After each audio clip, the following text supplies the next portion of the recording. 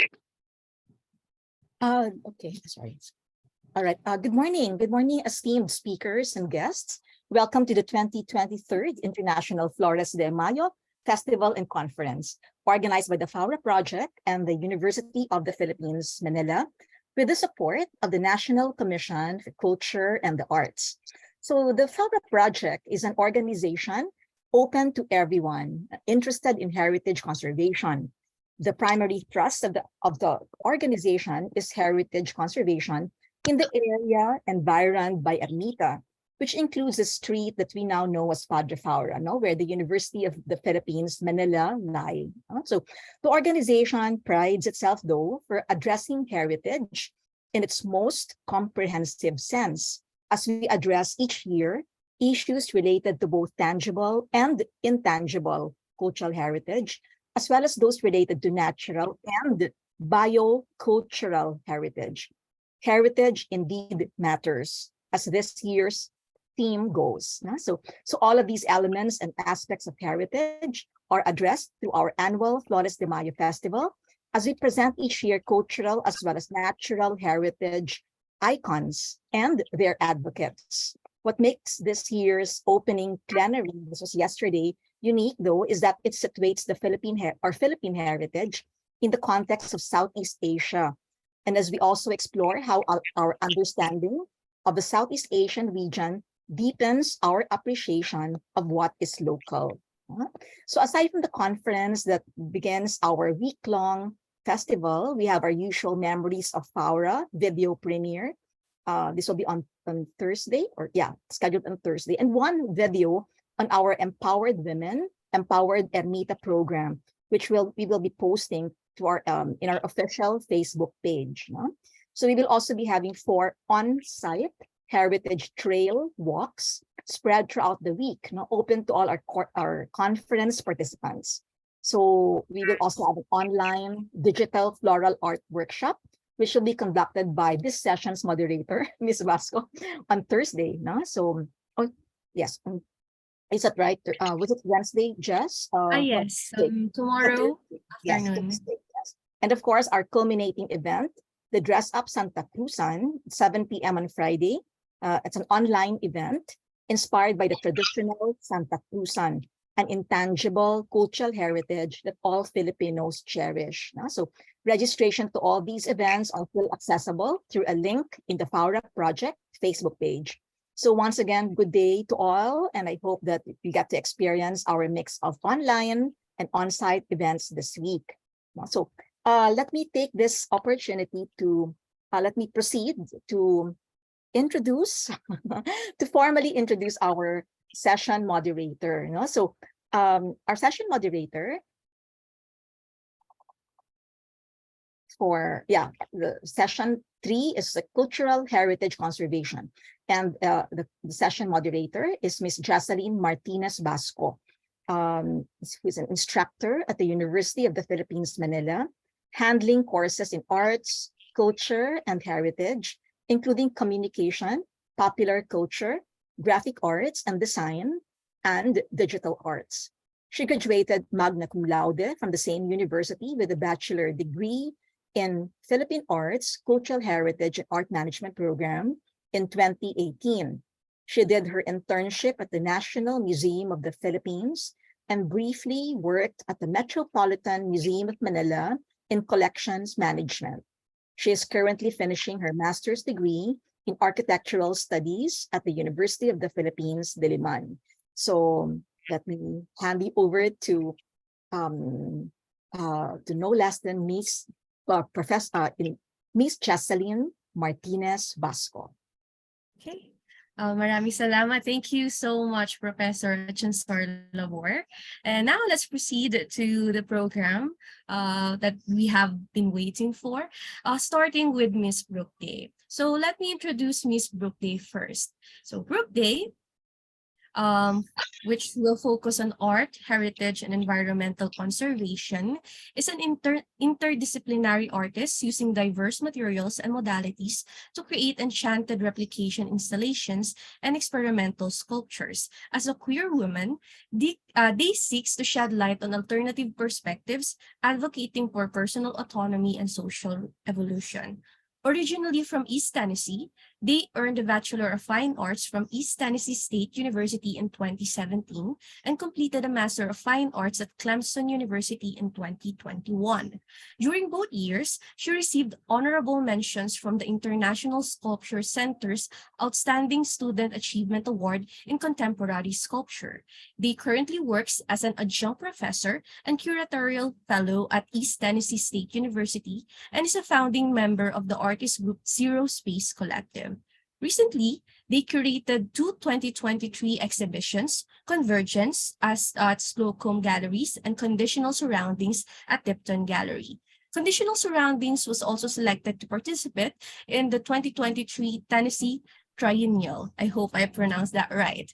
They also has work in the upcoming exhibitions, Transient Bodies, and Visceral Bonds with Zero Space Collective. So once again, let me introduce to you Miss Brooke Whitney Day. So let's give her a warm virtual applause.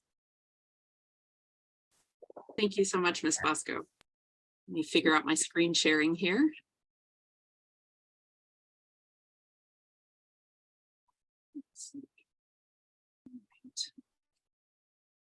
Can you see the presentation? Yes, it's clear. Okay, great. Okay. It looks different on my screen, so I'm really hoping that you can just see it full screen. Yes. Sorry. Yes. It went back to the slides instead of the full presentation. Okay. Let me see. Oh, there. Now it's fine. Okay, great. Thank you so much. Okay. So as Ms. Basco just said, I curated alongside Shai Perry the exhibition Conditional Surroundings, which primarily focuses on the environment, but also the environment through heritage, through perception, and many other facets. So I actually prepared something, so I'm going to read, which is not what I usually do, so bear with me. So Conditional Surroundings incorporates the work of 14 artists to broaden the preconceived notion of environment. The term incites varying ideas from person to person, yet often our minds turn to the global ecological crisis. As these concerns become increasingly dire, it is only a natural response to distill this enigmatic term to what feels most relevant. However, the desire has turned environment into a buzzword, a buzzword within pop culture, politics, and the general population. Its frequent use robs its significance, converting the breadth of its rich explication into an abstract concept that incites hopelessness and alienation over opportunity and growth in community. This relatively new commercialization of the term leads to a feeling of disconnection from the natural world, the world in which we create culture, create our heritage, and understand our own identities. Excuse me, so sorry. Oh my goodness. I'm so sorry, just 1 second. No worries.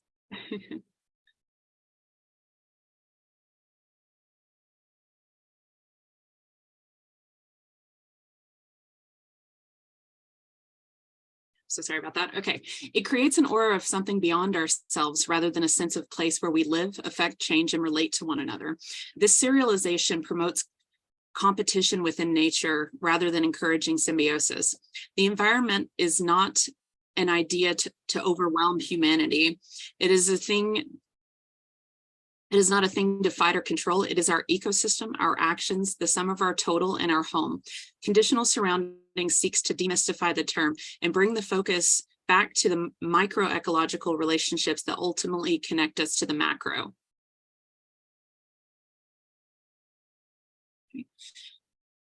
The artists brought together to create this conversation culminate in a reinvestigation of the polysemy of the term environment. These artists explore themes varying from the interactions within the natural world to the body as an ecosystem for our minds, to a sense of both ownership and responsibility of the natural world. By focusing on diversity and ambiguity, we strive to foster an accessible path toward personal understanding and appreciation of our surroundings. This ambiguation, excuse me, ambiguation, I'm so sorry. This inclination not only expands the intellectual reach of the exhibition, but also, so sorry, gosh, disaster. Sorry, my computer's glitching. I apologize so much, guys. Not only expands the intellectual reach of the exhibition, but seeks to bridge the gap between humanity and the natural world to foster a feeling of autonomy and environmental responsibility and help change the perspective of the global crisis from a burden to a possibility to create positive change and repair conditions with beauty and sustainability. We invited a collection of artists whose works speak without constraint to the multifaceted complexity of the environmental theme through the guise of the human experience to create accessibility from various angles, especially heritage. I'll start talking with Linda Tien. Linda Tien is a Vietnamese American visual artist from Fort Worth, Texas. Linda has a background in metalsmithing and jewelry design, but she always works across media and formats, including sculpture, performance, and installation and video. So Linda Tien's work is a sculptural extension of her body, and it acts as an allegory for the social expectations forced upon her as an Asian American woman. Tien created garments of silk organza coated with rice and rice flour to create the rigid and short-sighted representation of her identity as an Asian American woman. During her performance, Tien forces her body into the garment, both asserting autonomy over the social constructions and literally destroying the inflexible blouses to transcend the perception of others. This speaks powerfully and painfully to one's ability to overcome adversity while retaining autonomous identity. In an environmental context, Tien's work examines the connection between the body and the self, asking the viewer to consider the corporeal form as a habitat for identity and selfhood, to reimagine the constructions of culture, to understand the relationship between expectation and reality. In this way, Tien's work connects the viewer to the relationship between their physicality and the objects, beliefs, and environments and environmental conditions surrounding them. While Tien's work manifests from the perspective of an Asian American identity, Sandra de la Rosa looks at power structures from the perspective of a Mexican American woman. Sandra de la Rosa is an artist from San Luis Potosi, Mexico, and raised in Houston, Texas. Sandra has exhibited her work in Texas and nationally in shows that emphasize the visibility of artists of color, immigrants, and border issues. Sandra de la Rosa's work asks the viewer to reflect on the constructed idea of ownership over specific settings. Her perspective as a Mexican-American immigrant is the apotheosis of unequal power distribution. Rosa's work looks at establishments of hostility, such as the border wall, and asks who can implement control, strip others of autonomy, and foster views of difference that promote intolerance. Rosa's work heightens our awareness of environmental manipulation as a tool for segregation, while Hugo Pomelo Salado looks at the difficulties of transcending these divided spaces. So Hugo is a multidisciplinary Mexican-American LGBTQ+ self-taught artist whose work explores cultural identity, personal identity, communication, connection, and much more. Hugo experienced a culture shock after moving from Guadalajara, Mexico to the US. This spatial shift led to communication difficulties, bringing him to art as a visual language. His work asks the viewer to consider the genuine connection between identity and environment, inviting us to take an intimate look into transcending the man-made border and acclimating to a new culture without the loss of heritage. For example, this work that we see here, for this exhibition, we chose to not only highlight Hugo's accomplishment in his creation of the visual language by means of self-teaching, but his identity as an LGBTQ+ person. Hugo's work challenges stereotypes and highlights the beauty and complexity of the muxus, which is recognized widely by the indigenous Zapotec peoples of Mexico. The blending of gender binaries is analogous to the blending of tradition within the culture of which Hugo strives to increase awareness. And I skipped a sentence here, but the muxus in Mexico is known as the third gender. So it is very much coming together in this combination of both the female and the male gender, in the same way that Hugo is blending his Mexican heritage and his new American heritage as well. While Hugo creates a dialogue that connects various cultural and social states, Sun Young Park's work blurs the line between perception and understanding. So Sun Young Park was born in Masan, Korea, but is currently working and living in Kansas City. Park explores the spaces between imagination and reality. The use of diverse material represents her visual language as she explores contrasting surfaces, emphasizing ceramics and mixed media. So Sun Young Park uses various materials to create sculptures that interpret one's ability to process and comprehend reality. Park's practice speaks to the inherent abstraction of perception. Her work confronts the viewer with the diversity of settings based on individual observation. Through the juxtaposition of material and experience, Park obscures the idea of difference. Her work draws from memory and the mundane everyday that might be overlooked. So for example, in these pieces, specifically the one on the left, Park is created this piece to speak about the memory of her grandmother's garden, being surrounded by the natural world in a familiar setting. Her replication of experience comprises her emotion, sensations, and translations of reality without alienating the viewer. Her objective is to capture the essence of an object without defining it as good or bad or anything in between. She is reimagining otherness as oneness. And in this way, Park's work creates a sense of unity in our differing understandings of reality and environment. While conversely, Jason Davis' video explores a more objective view of the natural world and of our coexistence. So Jason Davis is an accomplished bassist and sociologist teaching music and environmental education, as well as serving as the East Tennessee State University Wayne G. Bassler Chair of Excellence for the integration of arts, rhetoric, and science. Jason Davis collaborated with students and communities affected by climate change to create the Climate Stories Project. This work comprises video of natural scenery, sounds of nature, musical compositions by Davis, and stories told by real people that have seen firsthand what climate change can look like.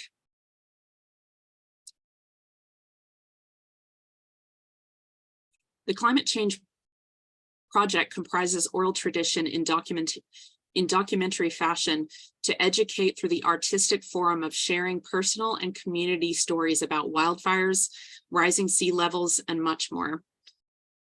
Davis's Climate Stories Project seeks to raise awareness about the current ecological crisis by giving a voice to those without space to share their experience. Davis's work focuses very specifically on the climate crisis, grounding the viewer in the current reality that real people are encountering. Oh, oops, sorry, skip over that.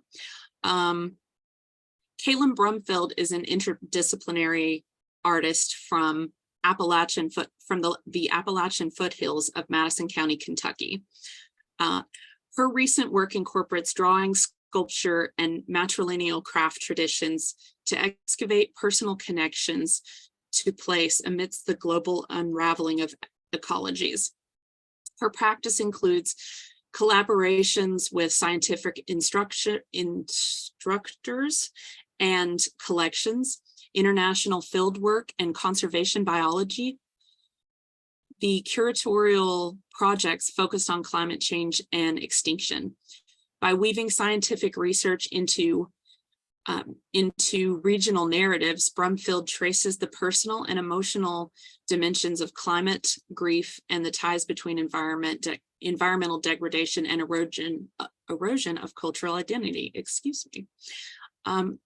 Caitlin Brumfield's sculptures encompass the diversity of environmental art by speaking to ecological disaster and how the loss of place, raw elements, and endangered species devastates cultural understandings once tied to the natural world.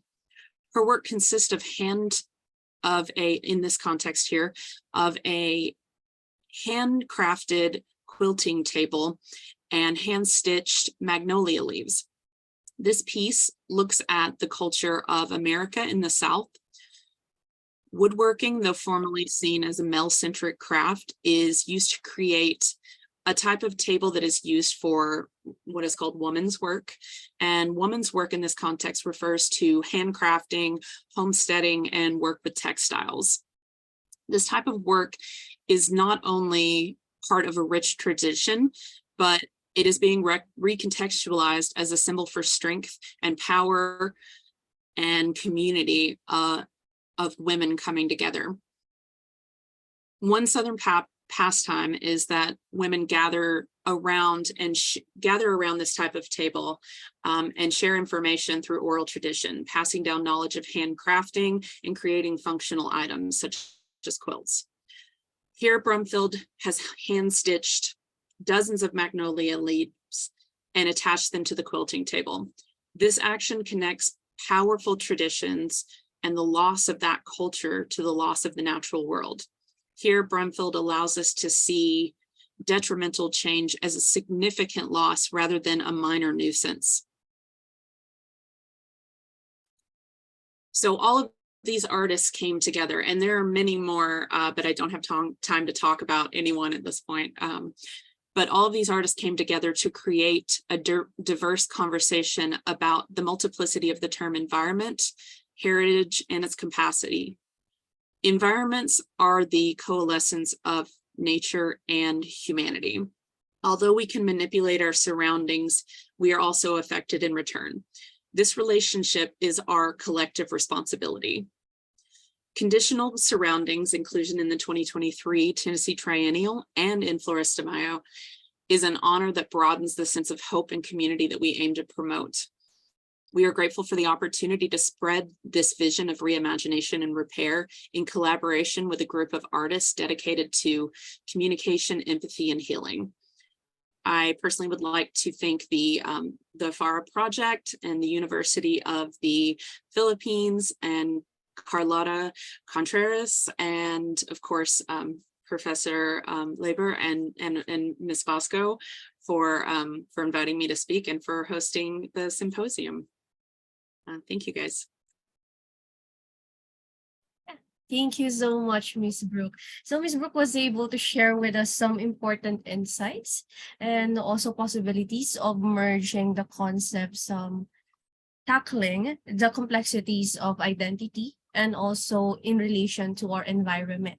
So including, for example, our flowers, which will be tackled by our next speakers, as well as the other forms of arts as well. So if you have any questions for Ms. Brooke, we can discuss them later after all of the speakers have presented. So thanks again, Ms. Brooke. We'll get back to you later. Let me introduce to the next speaker, Sir Bernard. Okay, so to discuss us, to speak about floral patterns in Philippine textile is Mr. Bernard Joseph E. Guerrero. So, Bernard Joseph E. Guerrero is a cultural worker from Paway, Ilocos Norte. He started collecting textiles in 2020 and is the owner of Oriental Weave, working closely with 5 weaving communities in the country.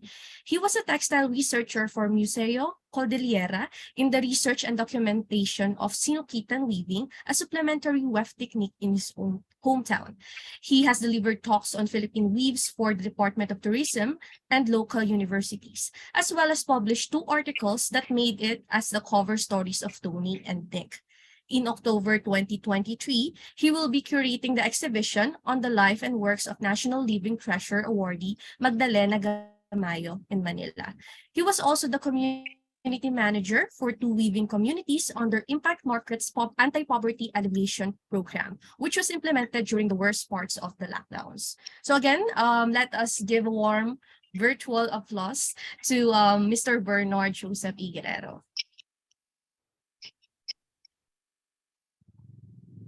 Hello, good morning. Good morning, everyone. I just want to make sure if the audio is clear. It is clear, sir. Okay naman po yung audio natin.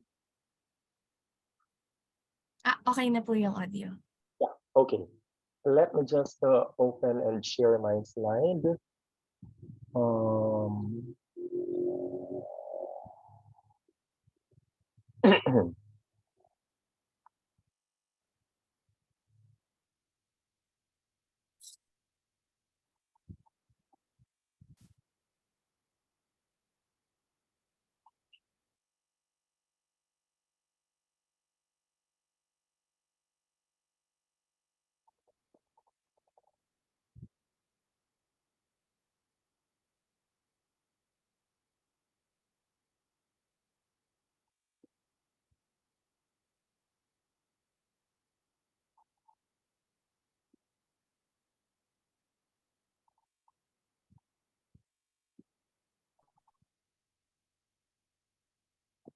Give me 1 second.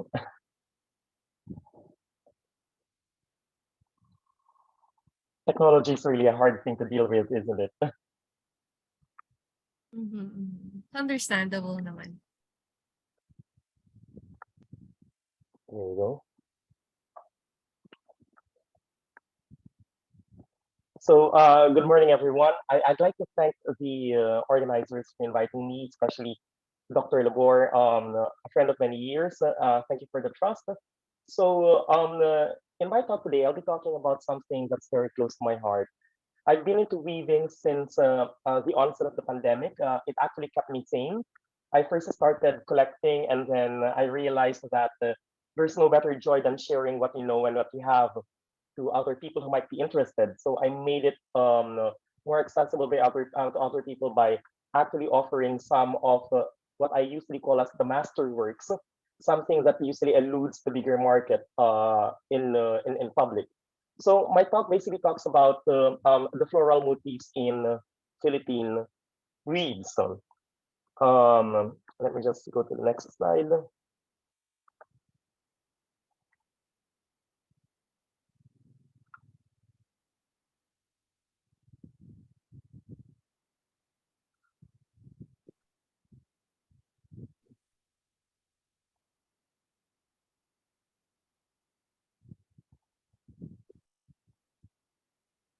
So when we're talking about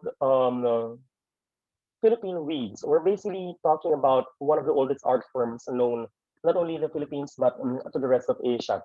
Always remember that the advent of the fine arts, as we call it now, like architecture, fine arts, drama, opera, came in much earlier. So if you want to talk about Filipino arts and Filipino worldviews in its purest and earliest form, we're basically talking about dances. We're talking about arts cast in rocks.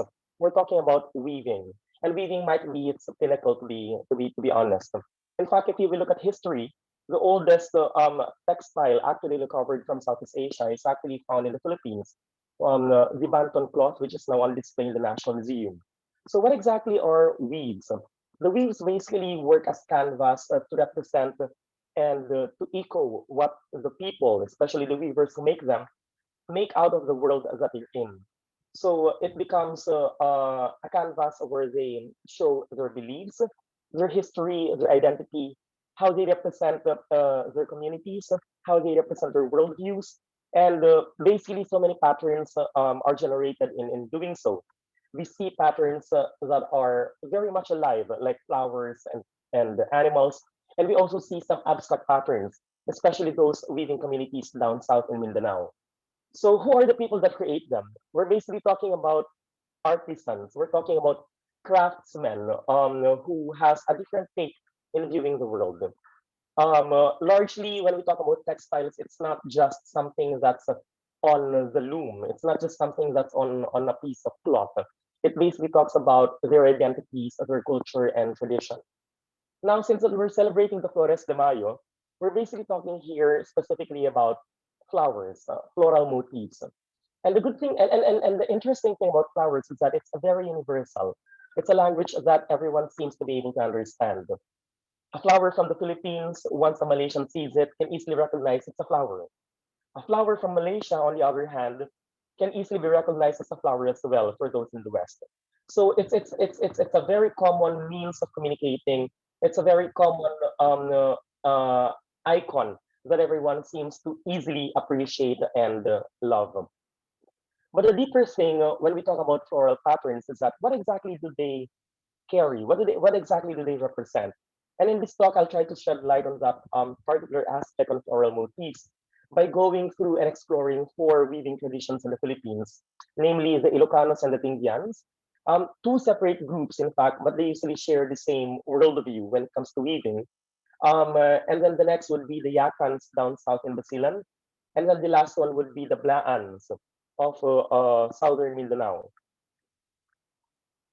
So we first talk about Ilocano weaving. In fact, among those four weaving communities that I mentioned, it seems like the Ilocanos are the most floral in terms of the execution and in terms of selection of patterns. And in this slide, I'm basically showing here one heirloom pattern that has been passed on for 4 generations now to a particular weaving family.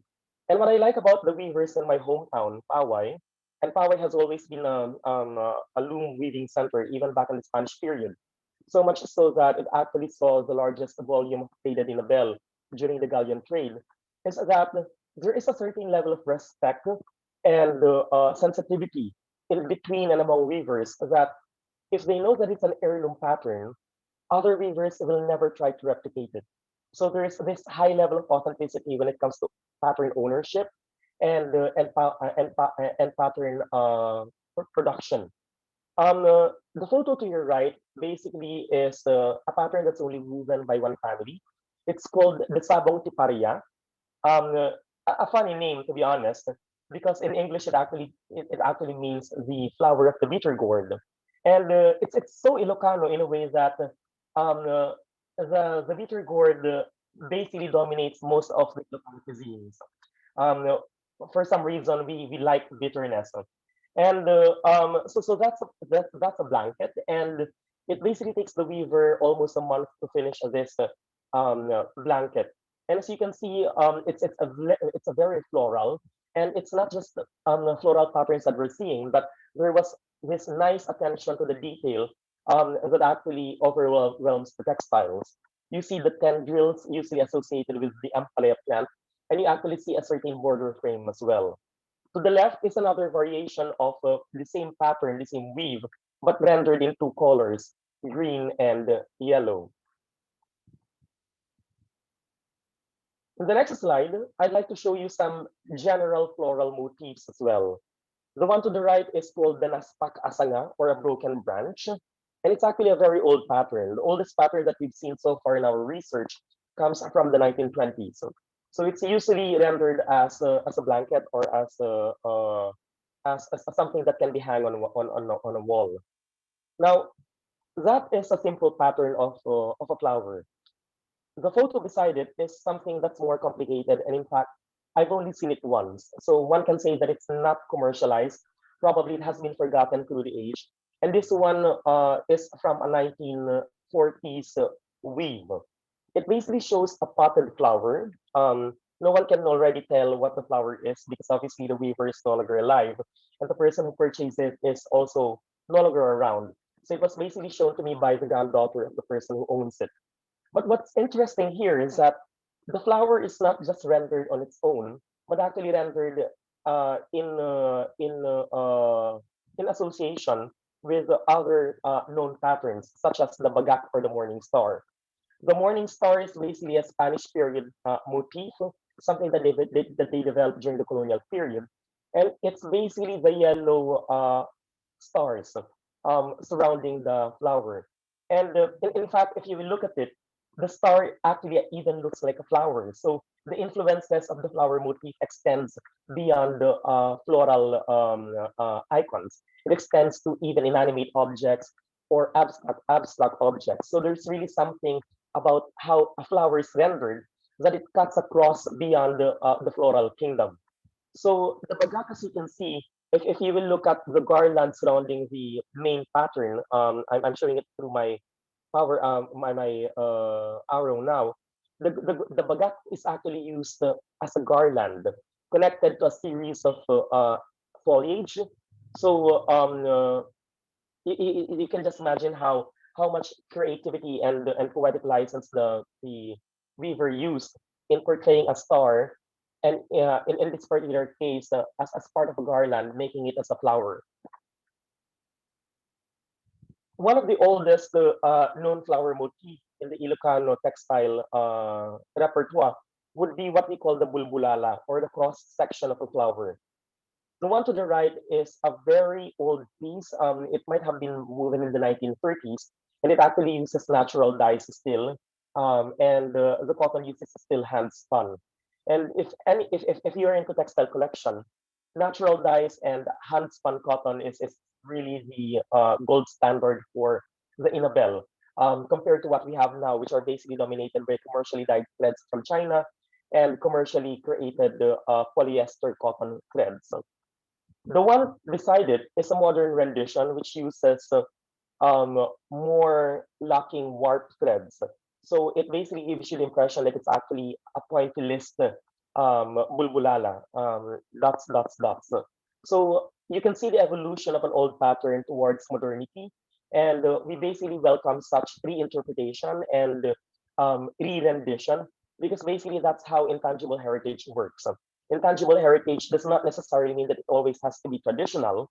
It does not necessarily mean that it has to be something that is stuck in time. It has to be allowed to live, and it has to be allowed to become uh, adapted to the common demand and common notions and standards for of aesthetics. In the next slide, I'm basically showing you three ways of rendering the cotton ball or the cotton flower, or what we usually call in Ilocos as the lopis. The one in red is another heirloom pattern, and it's something that only one weaver in town executes. No other weaver does it. So we really value that kind of authenticity and ownership. The other one is another textile, but as you can see, it's a little bit more curvy. There is a variation. There is a certain departure that happens between it and the previous red one, and that's also another old piece. And to your left is a more modern, contemporary way of rendering the lopis or the cotton ball. If you can see, one of the most important things that binds them together is that there are tendrils that extends from the flower. The earlier ones are more cursive. The newer ones are more geometric or more straight. In the next slide, at first glance, one can actually say that they all look the same. But if you pay a closer inspection and look at the finer details, you're actually looking at three different variations of the same theme. The rositas or the reset is a very generic name for any floral motifs in Ilocano textile language. And if you will pay closer attention to every photos in the slide, each of them is unique on their own. What exactly does this mean? It only means that if you are really looking at textile as a way of art, as a way of expression by the weavers, as a way of depicting how they understand the world or how they understand the concept, you actually see that there are certain variations and differences on how one weaver interprets a particular motif. To the right, you can see that it's more squarish. To the center, you see that more details were added. And then to the left, you can see that it's actually more, it has more corners, it has more rays. And actually, this is the thing that we're losing nowadays. With the advent of commercialized weaving, what we're looking at now are basically template designs replicated over and over again. And that's a little bit concerning because if you will look at how weaving was done, let's say 50 years ago, each weaver has its own design, has its own pattern, and they're proud of that pattern, and that's what they produce. But nowadays, because the language of textile production is, you know, produce as many as you can, it has to be standardized and everything. We're basically losing this creativity, this avenue for creativity to exist in the modern world. Continuing with the Rositas theme, these are other variations of Rositas as well. Um, uh, in the first photo, we see that two colors were actually used, red and green. And in the central section, there is a specific name for this kind of orientation for textile weaving. We call it the rigodon. The rigodon basically uses two separate patterns rendered in two separate colors, and it's usually found in most old blankets. In this example, the rositas is rendered in blue, like this one. You might be wondering if the other pattern is also floral. It does look like a flower, but in reality, this is the depiction of the crab or the kapti, something that is a very pan-Philippines because even in Mindanao, they do represent the crab as well. But what's telling to notice here is that the crab is so stylized that it actually even looks like a flower. So for anyone who is not aware of the context, one can easily mistake it as a flower as well. The last photo is a photo of my former grade 6 teacher, a mathematics teacher, in fact, showing her own interpretation of the same pattern, the rositas. As you can see, it actually looks more geometric.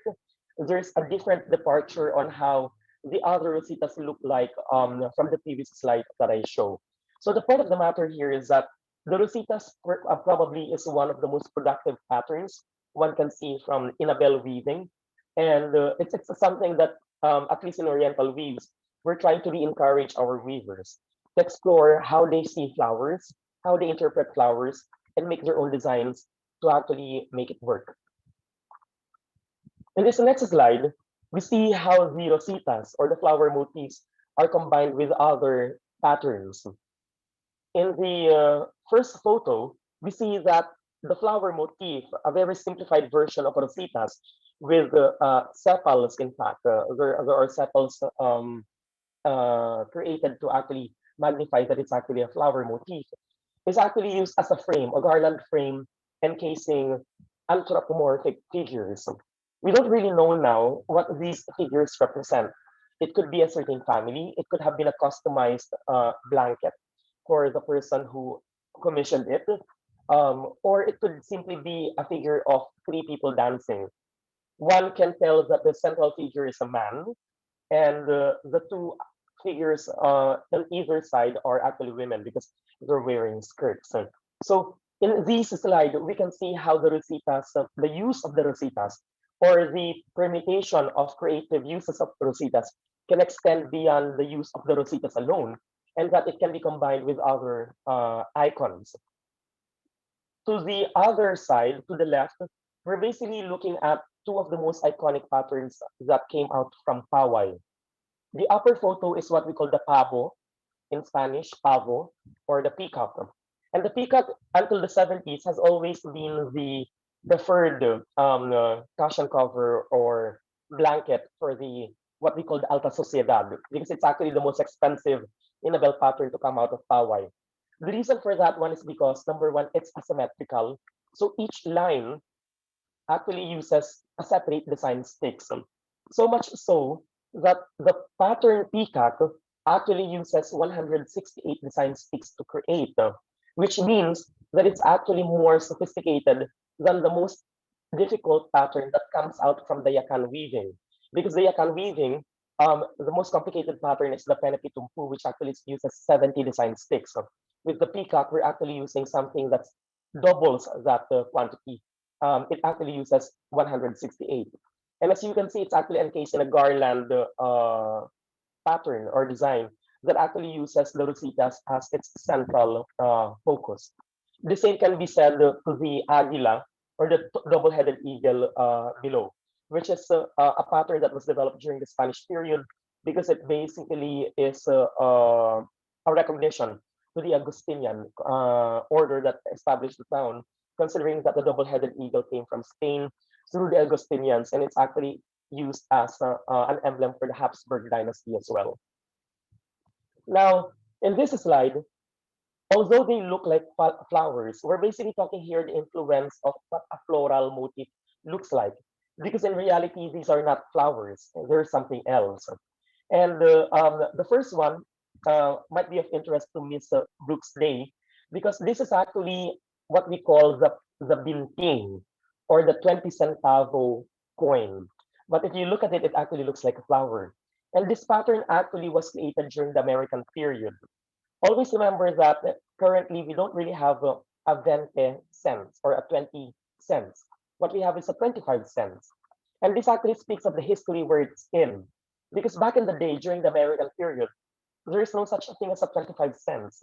What we had before was a 50 cent and a 20 cent. Hence the name given to this pattern as binting or vente or 20 cents. But as you can see, the influence of of one's conception of a flower actually can be translated or is actually expressed even for inanimate objects such as a coin. In the middle section, as I've said a while ago, is the crab, also rendered in a very floral motif-like pattern. The last photo is what we call the mais or the corn. And sometimes even for me, even for an Ilocano like me, it really takes a lot of imagination how this can be a corn, but that's how they call it. And it's obviously rendered in a floral-like motif as well. In the next slide, I'm basically showing you the more modern interpretation of the floral motifs. It's actually more simple than the older ones. And as I've said, that's something that I will discuss later on, how the evolution of textile patterns is progressing or anti-progressing, whichever the case may be. So these are modern renditions. It's much more simplified. The patterns are more repetitive, and basically this is what we see that what we see as patterns that's overflowing the market.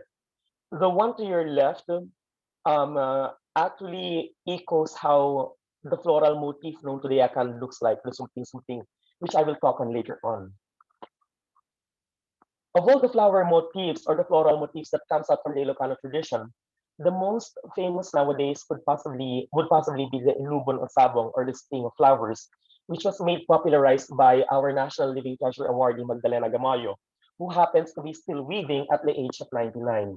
Magdalena Gamayo would be the old lady in the slide, holding a kusikos which she woven in 2021. The inspiration apparently for this string of flowers or the Inubon of Asabong is something that's very close to the heart of every young Ilocano. Because back in the day, I still come from that generation that didn't use computers and internet. So we have to make use with what we have. And we did enjoy making a string of flowers using the flower of Santan. And I'm not sure if other cultures in the Philippines enjoy doing that. But as a kid, we do have fun memories doing that when we have nothing better else to do. So this is the Inubo na Sabong. It's actually a difficult pattern to do because the pattern is not only carried out by the weft, but it's also carried out by the warp. So it's a warp weft weaving, which makes it difficult because you have to be very cautious in placing them in the right order together as an interlocking configured pattern. We go on to the Akan. I was lucky enough that during the pandemic, I was able to get close with the Akan, together with my friend who happens to be in the audience now, Shireen. And so much so that I wanted to make a story out of Ambalang Salim, another national living treasure from Basilan. So I created this story, and it also landed in the front, the cover page story of a magazine. The one to your left is what we call the inalaman or the headcloth of the yakan. At first glance, one can say that all of them are floral motifs, but in reality, they do not represent flowers at all. Rather, these are combined minute details representing different things. But when put together, they actually look like a flower. So each of the detail inside the diamonds or the square represents various motifs like grain, rice, the mountains, the spirits, the eye, or even the or even the ladder, which is something that the Yakans like to use. But technically, it's not floral, but it appears to be floral. The thing that's quite interesting about the Yakan, despite having so much prowess in the use of color, they are very colorful, much colorful than Ilocano. Is that in my interview with the weavers that I know, it seems that they only use one floral motif, which is what we call the sumping sumping. In this photo, we basically see Ambalang Ausalin weaving one of her last works before she died eventually in February 2022. And a close-up detail of what she was weaving would be the front or the central photo. And it shows you how the something something is rendered. And the good thing about this one is that each petal, it may not look so obvious at the moment, each petal actually uses three tones of color of the same hue. So we're talking about light blue, dark blue, violet blue, which basically speaks of the color sensitivity and the attention to color by the master weaver when she was creating it. In my conversation with the daughter of Ambalangaw Salin, when I asked her what exactly is a sumping sumping, because a sumping sumping for them is an abstract term. There's really no flower that is called sumping sumping.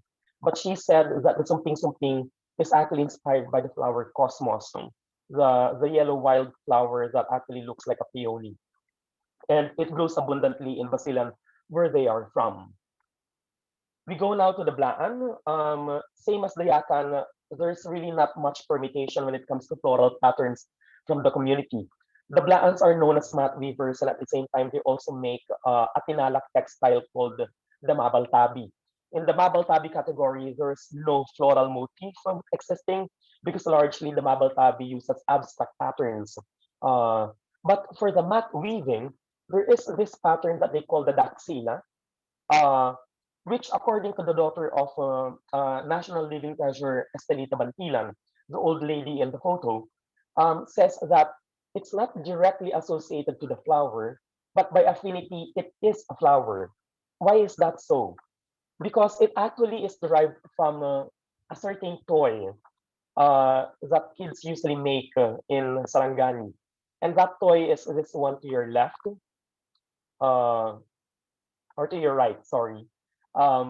It's a toy that they use uh, that they make using coconut leaves. So it looks like a wheel vane, and normally in other culture, I guess this is what children would use to run, so that it rotates like an electric fan. But in the Blaan culture, they don't use it as such. They basically use it. They basically create it as that, and they consider it as a toy, maybe an ornamentation, but it's up there. And according to the daughter of Estelita Mantilan, it is this which is the inspiration in making the Daxina, which is the pattern that you can see in the central photo. So the resemblance is uncanny. It's really the same. And as I've said, the source of the pattern is this green one, and this green one is basically how they reinterpret what a flower looks like. So all in all, it is still a floral motif. So let's talk about the bigger picture. Let's talk about the Philippine weave. So to be honest, every time when someone says that Philippine weaving is dying, I always smile because when you look at it, the period where Philippine weaving was most threatened was actually after the World War II, when we had cotton shortage. Some weavers died, some looms were burned down, and it was just so hard to recover from the Great War. What we're seeing right now is a massive revival of appreciation to textiles. I've never seen before how Inabel, for example, is so much readily available, not only in physical stores, but also online, which actually is a good thing, but also a point of concern for many of us, to be honest, because control and quality issue then therefore arises. So as I've said a while ago, one of the bigger issues that the Philippines is confronting is cotton substitution. Ilocos region used to be the number 1 producer of cotton up until World War II. And since we suffered heavily during the war, most of our cotton plantation were decimated. And while cotton was still sparsely used in the 50s, 60s, the introduction of commercially produced thread coming from China, which actually uses polyester fibers of varying percentage and ratios, actually it spelled farther the demise of cotton use. So much so that with the weavers that I'm dealing with in my hometown, only 2 are proficient in the use of pure cotton. And there are various reasons for that. Number one, the generation nowadays are so used with the use of polyester that they can no longer see themselves going back to cotton. Because weaving cotton is actually more laborious because number one, it easily snaps. So it takes more time every time you need to fix a broken line. And number two, since cotton by nature is rougher, it's coarser than polyester, the time that it's spent weaving is actually takes longer because the time that it takes for the shuttle to glide across the loom is slower than, for example, on a warp that's made of polyester, which is smoother. So many reasons are actually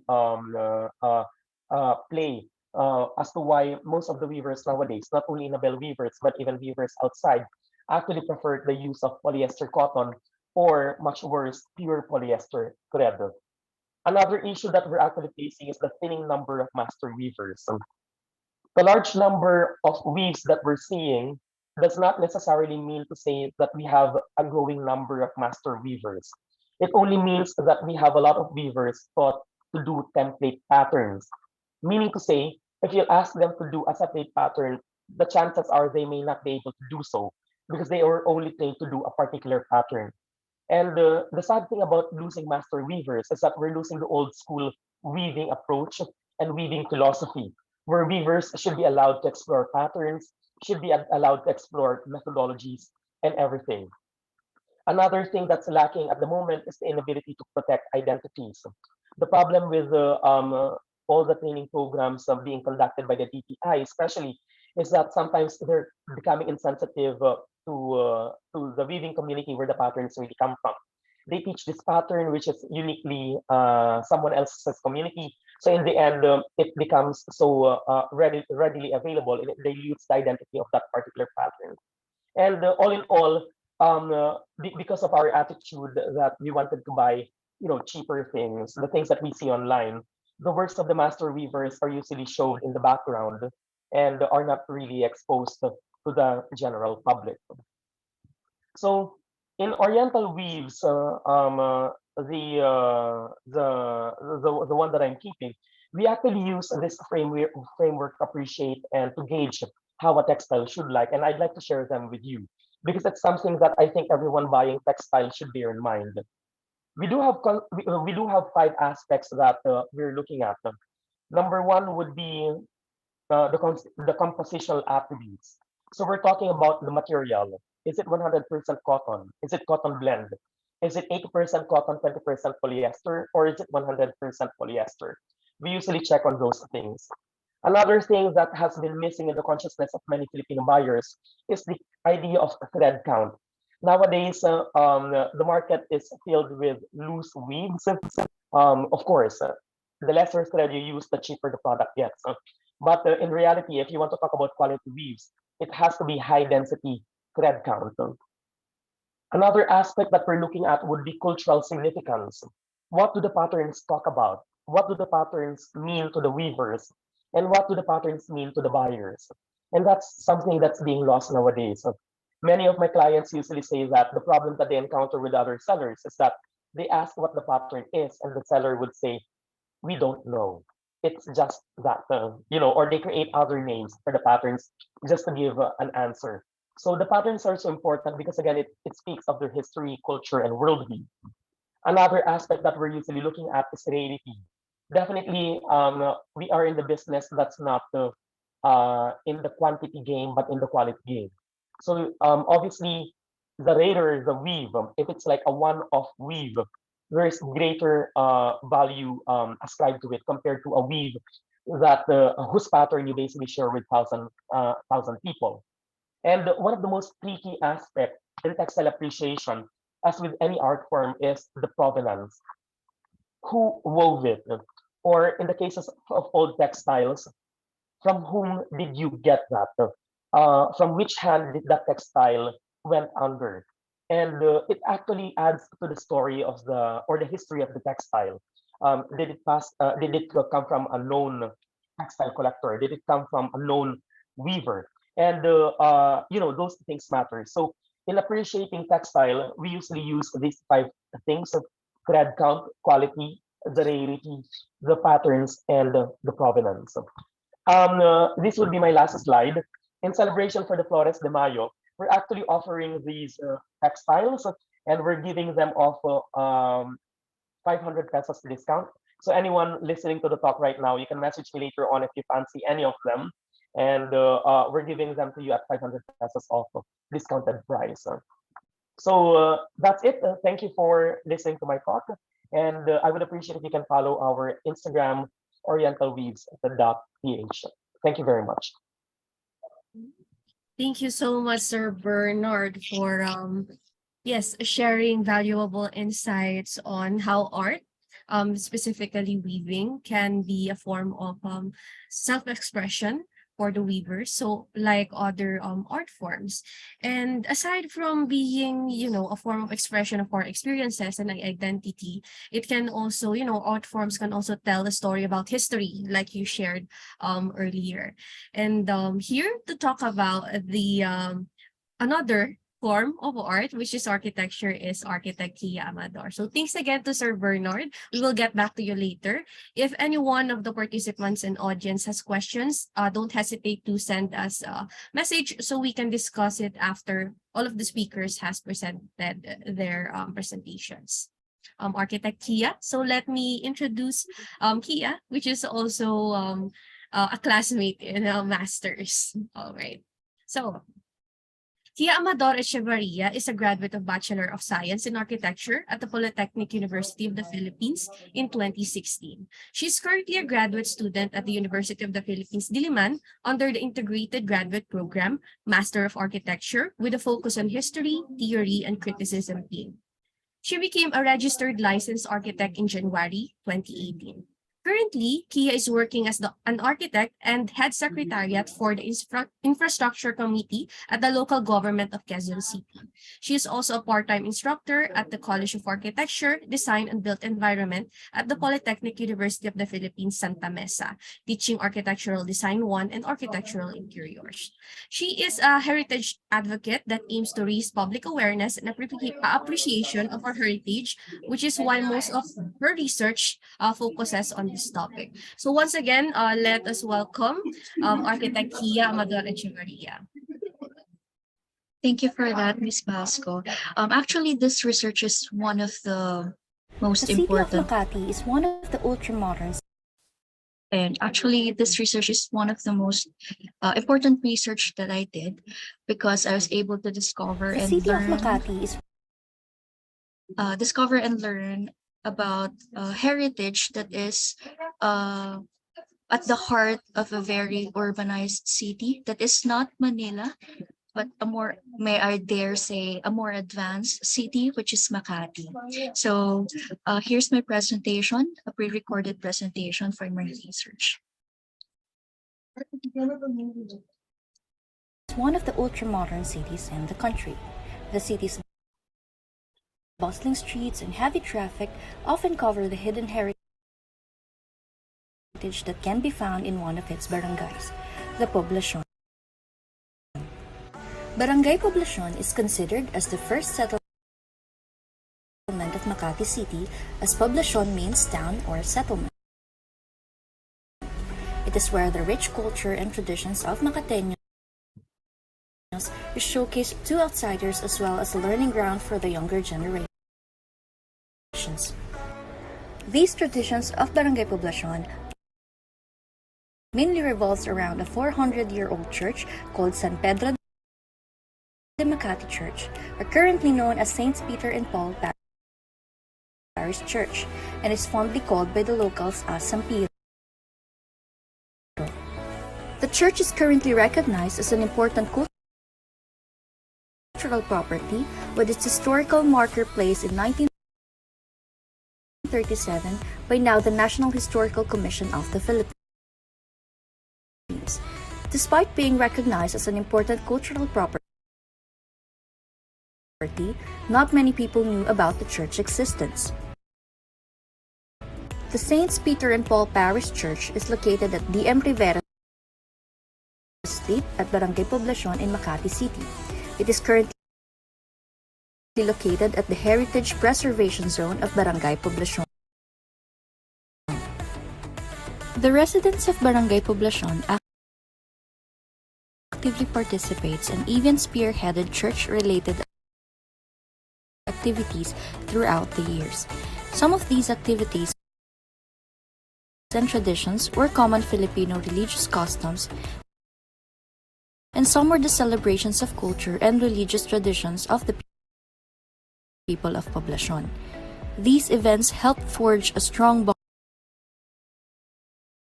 bond between families and kept alive a culture that is truly unique to Poblacion. The history of Poblacion can be traced as early as 12th century. However, for this presentation, I will only discuss the events that leads to the current condition of the church. In early 17th century, the construction of San Pedro Church began under the supervision of the Jesuit priest, Reverend Father Pedro Montes. In 1620, the construction of the church that is located in the Buena Vista Hill was finished. Both the church and the novitiate were dedicated to the patron saint, Saint Peter, the namesake of the land's donor, Captain Pedro de Brito. From then on, the area was called San Pedro de Makati. Over the years, the area was fondly called San Piro by the locals, a corruption of its formal name. In 1639, the church became a place of violent encounter when Chinese rebels, or Sanglis, came to the church. In 1718, an ivory image of the Blessed Virgin Mary, depicted as Virgen de la Rosa, or Virgin of the Rose, was brought from Mexico to the Philippines through the Manila-Acapulco galleon trade. This image was enshrined in the church. In 1762 to 1764, the San Pedro de Makati Church was destroyed during the British occupation of Manila. In January 1848, a decree was issued by Governor General Claveria for the establishment of cemeteries outside of urban centers to discourage burials inside the church and its churchyards. During reconstruction, the design of the church edifice had changed.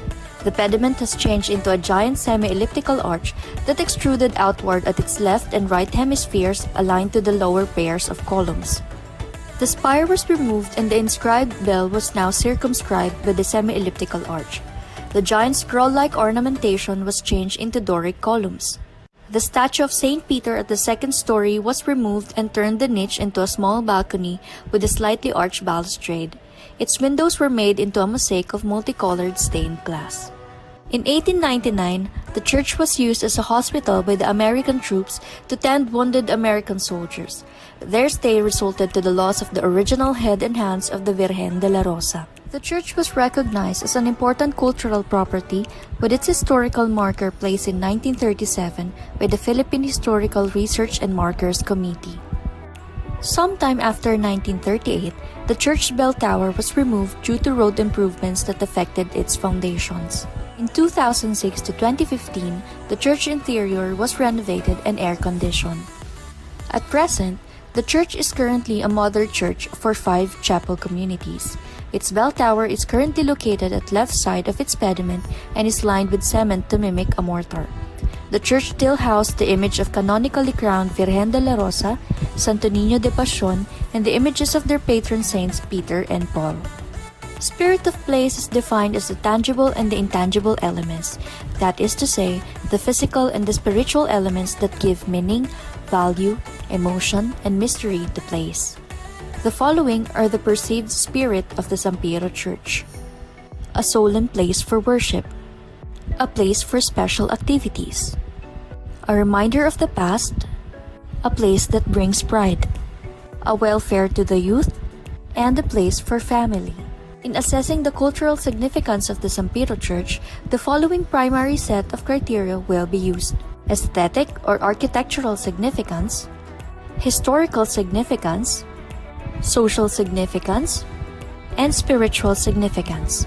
Based on the assessment conducted by this study, the following are the synthesis of the significance values of the San Pedro Church.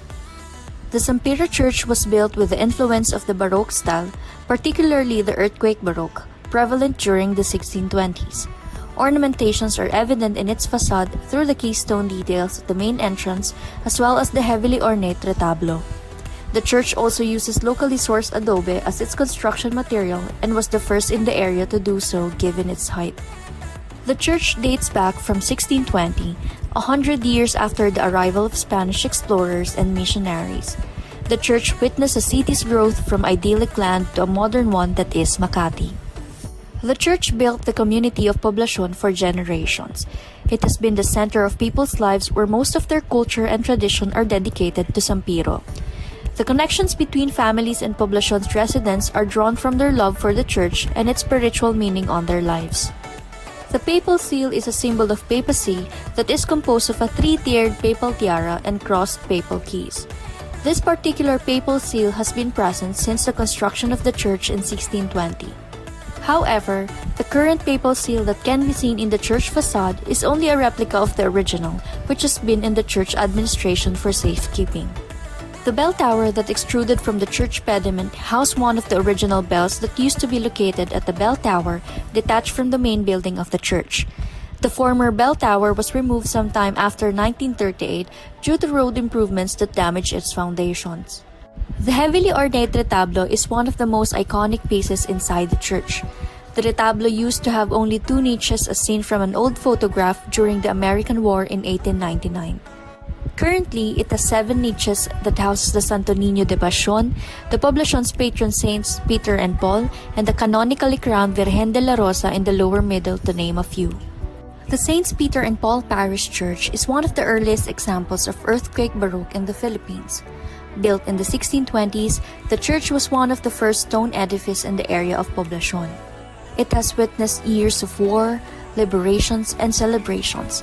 It has also witnessed and contributed to the growth of a once idyllic town, now the country's most significant economic hub. For 400 years, the church has been the heart of the rich culture and tradition of Poblacion. The church is a binding element for the barangay to have a sense of bayanihan.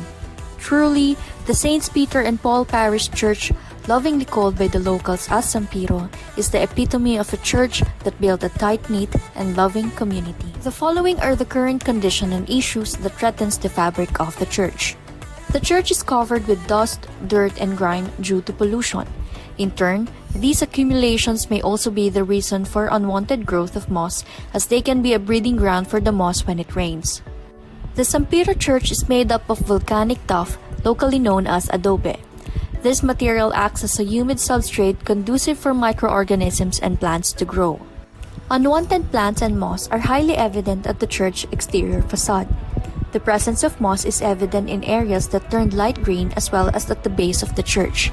Small plants started growing at the upper portion of the structure. If left untreated, these plants may affect the stability of the walls as the roots may grow inside the adobe. The church main building material is adobe. However, some portions of the church's current facade are patched, plastered, and lined with cement, an incompatible material with adobe. The higher strength of cement may cause the weaker adobe to deteriorate. The cement may also impede the evaporation process of adobe and may retain water inside the material.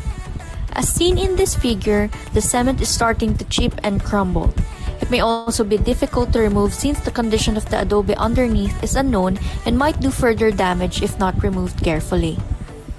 As seen in this figure, there are small cracks that can be found in some of the columns of the facade. The current reason for these cracks is unknown, whether they are from the deteriorating cement or if they carry a heavy weight. Either way, it is better to check the reason for the cracks as they might cause further damage in the future. The church interior is currently fully air-conditioned. Aside from affecting the church aesthetic or architectural significance through the presence of vents at the church exterior, it may also damage the building material of the church due to the moisture and leaks that these mechanical components possess. The policies drafted in this chapter considered local and international charters that aims for the protection and conservation of the San Pedro Church. These policies shall be directly responsive to the significance of the structure. On the primacy of cultural significance,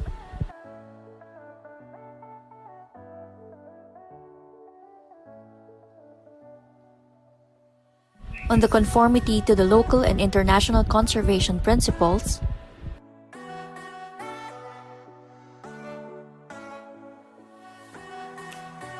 on compliance with the existing local and national mandates,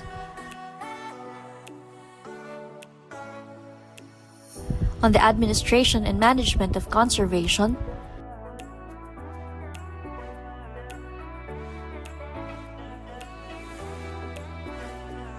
on the identification of issues and threats,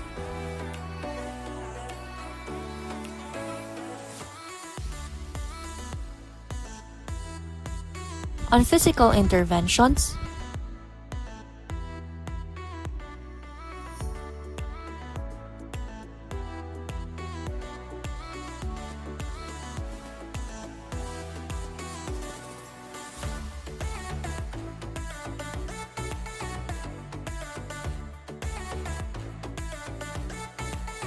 on the use of modern materials and technology,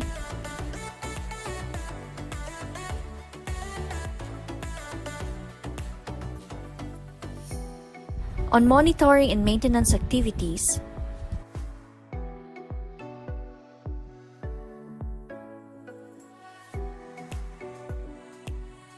these are my references, and this is me as the author. Thank you.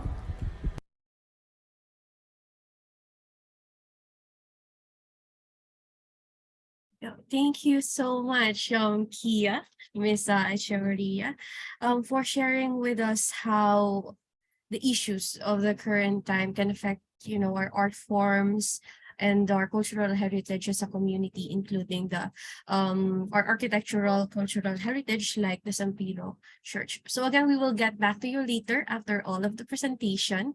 So thank you again, Kiah. Let me introduce you to the last talk.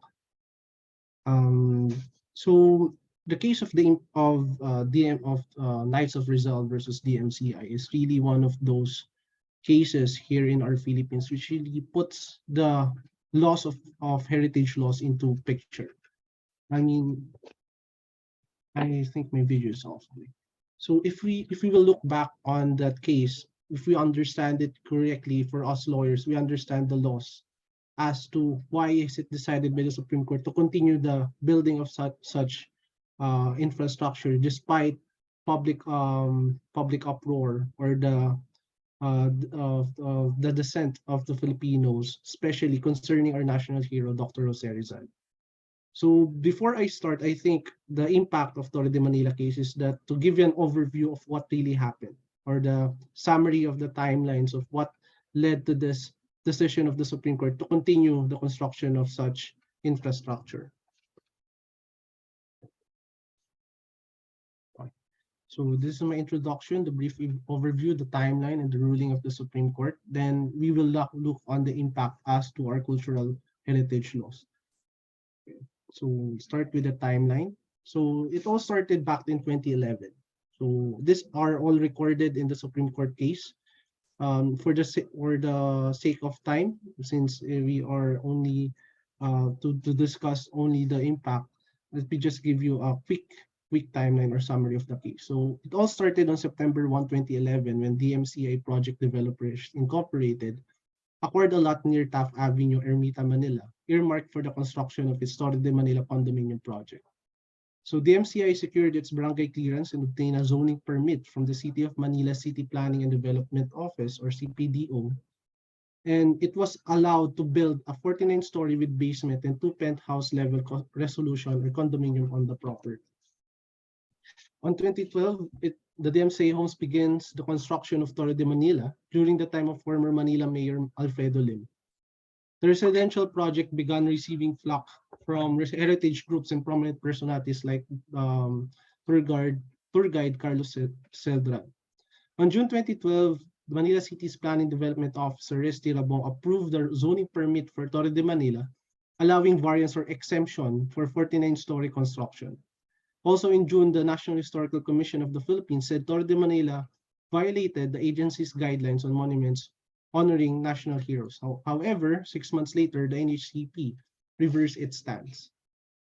On July 2012, former Manila City building official Melvin Balagot granted DMCI a building permit. City Councilor DJ Bagat Singh drafted a resolution to suspend this building permit. The resolution was then approved by the council.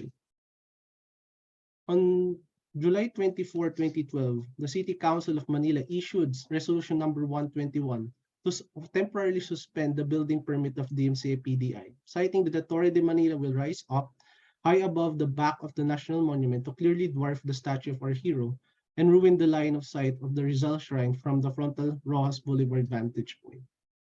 NHCP also maintained that the Torre de Manila project site is outside the boundaries of the Rizal Park as well to the rear of the Rizal Monument and cannot possibly obstruct the frontal view of the national monument. However, the City Council of Manila issued Resolution Number 146, reiterating its directive in Resolution Number 121. Then, of course, they appealed to the Manila Zoning Board of Adjustments and Appeals, confirming all issued permits, licenses, and approvals issued by the City Council. So it was continued.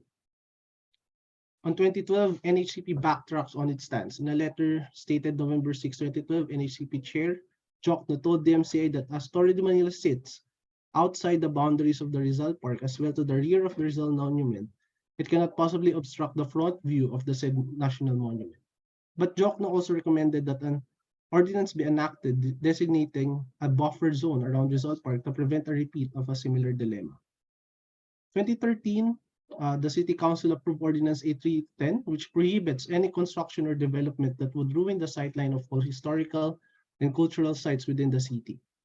The ordinance was filed as early as July 2012 by Manila Council DJ Bagat Singh, but a month later, then Manila Mayor Lim vetoed the ordinance for being ultra vires, a term which means that the act was beyond the legal power of the City Council. So it still continued. On 24 January 2014, the Manila Zoning Board approved the construction of Torre de Manila after DMCI appealed for an exception from zoning laws. The real estate developer had appealed to Mayor Estrada, citing the permits obtained from city officials under the previous administration. It was part of the Senate inquiry on its that Pia Cayetano questioned DMCI on its assumptions of good faith in constructing the high-rise despite knowing that the zoning limitations in the area. The DMCI explained that it considered the permits obtained from the city government good enough to proceed with construction. Then, on September 12, 2014, it's now the Knights of Rizal, which filed a petition for injunction or to stop the construction of Torre de Manila. So according to them, the despoliation of the site view of the Rizal Monument is a situation that annoys or offends the senses of every Filipino who honors the memory of national hero Rizal. It is present, continuing, worsening, and aggravating status or condition. Being a nuisance per se deserves to be abated summarily, even without the need for judicial proceeding. So the respondents are DMCI, the City of Manila, the National Museum, National Historical Commission of the Philippines, and the National Commission for Culture and the Arts. So it was represented by the Office of the Solicitor General. The MCI claims that an injunction is not a proper remedy. It also asserts that Torre de Mayo is not a nuisance per se, as it obtained all the necessary permits, licenses, clearances, and certificates for its construction, which really they obtained going back on from since 2011. In 2015, the NCCA issued a cease and desist order against Torre de Mayo because it destroys or significantly alters the view of the Rizal Monument. However, according to the MCI, only the Supreme Court can stop the construction. On June 2015, SE issued a temporary restraining order stopping the construction of Torre de Manila. It also set dates for oral arguments on the petition filed by the Knights of Rizal. So during this time, then Mayor Estrada openly blamed Lim because he is the one who first vetoed the said resolution by the City Council and give the necessary permits for the construction of the DMCI. So in 2015, the following arguments are elevated to the Supreme Court.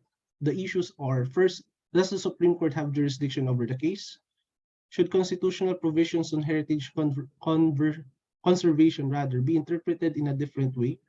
Did Manila City officials follow the rule of law when it allowed the MCI to construct the building? Does NHCP have the legal obligation to stop the construction of Torre de Manila? So those are the four issues which surround the Supreme Court. So if we will look on it, what really is the question here in the case of Torre de Manila is the question here is whether or not there is a law prohibiting the construction of Torre de Manila within the sightline of the Luneta Park. And all other cultural heritage sites, this is the real question, is that whether or not there is really a law which prohibits if there is a construction being created or built on behind of a cultural heritage site, is it prohibited for it to be done? So the Solicitor General drops NHCP as its client owing to differences in opinion on the case. As we have mentioned earlier, NHCP said that it is outside the sightline of the boundaries of the Luneta Park. So it will not really destroy or it will not affect the significance of such monument. In a 46-page memorandum dated September 21, the Solicitor General asked the SC to order the MCI to demolish Torre de Manila at its own expense. The Solicitor General also said that NHCP acted outside of its jurisdiction by going against its mandate when it said that there was no legal justification to stop the construction of the building. So what would this ruling of the Supreme Court? The court, voting 9-6, 9 in favor, dismissed the petition of mandamus for the reasons that: number one, the court has no jurisdiction over the subject matter; number two, the petitioners have no standing to sue; number three, they stand to suffer injury. Furthermore, this was really the crux of the decision, is that the court found that there is no law that prohibits the construction of the challenged Torre de Manila. As a consequence of the judgment rendered today, the TRO issued by the court is lifted. So as we can see, the Torre de Manila was continued, and I believe it is now completed. So this is really the case wherein we are faced with the question of whether or not there is really a law prohibiting the construction of Torre de Manila. According to the Supreme Court, what is not expressly or impliedly prohibited by law may be done, except when the act is contrary to morals, customs, and public order. According to the Supreme Court, there is no allegation or proof that the Torre de Manila project is contrary to morals, customs, and public order. On the contrary, the City of Manila has determined that DMCI PDI complied with the standards set under the pertinent law and local ordinances to construct its Torre de Manila project. Off the record, I believe that what the Supreme Court is also looking on this case is that the implications as to those construction workers who will be stopped completing the said project. And if you will look back on news reports, hundreds, or I think 200 plus construction workers are asking the Supreme Court to continue the building for the sake of their income. So the Supreme Court balanced the interests of the state and balanced the interests of cultural preservation, and balanced also the implications as to the economic, social, and cultural value of the said construction of the Torre de Manila. According to the ordinances, it only regulates the development or historical sites and facilities. Section 48 regulates large commercial signage or pylon. As held by the Supreme Court, there is nothing in both sections that this allows the construction of a building outside the boundaries of a historical site or facility, where such a building may affect the background of a historic site.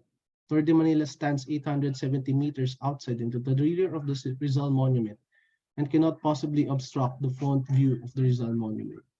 So basically, it really, if you will look on the case, it's really when the Supreme Court continuously asking, even in the oral arguments, if there is really a law prohibiting the construction. And even if we look on the National Heritage Law, there is no prohibition as to the creation. It only pertains on RA 1006 as stated, or the National Cultural Heritage Act of 2009, empowers the National Commission for Culture and the Arts and other cultural agencies to issue a cease and desist order only when the physical integrity of the national cultural treasures or important cultural properties is found to be in danger of destruction or significant alteration from its original state. So during the oral arguments, the Supreme Court is now looking on if the physical integrity of the Rizal Monument will be affected by the construction of the Torre de Manila. Well, according to the Supreme Court, physical integrity refers to the structure itself, how strong and sound the structure is. The same law does not mention that another project, not itself a heritage, may be the subject of a cease and desist order. The Supreme Court looked on the distance between the construction of the Torre de Manila and as to the Rizal Monument. As we can see, it's around 870 meters. So the Supreme Court ruled dictatingly and statingly that it is far away as would affect the Rizal Monument.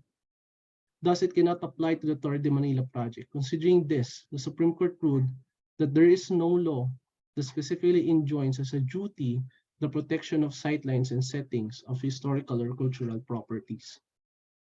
So let's look on the impact. Firstly, it is important to note that the Supreme Court of the Philippines has played a significant role in protecting and conserving the country's cultural heritage sites. The court has been instrumental in upholding laws and policies that aim to preserve these sites for future generations, if it is specifically provided. One of the cases which the Supreme Court ruled in favor of cultural heritage sites is Manila Prince Hotel versus GSIS.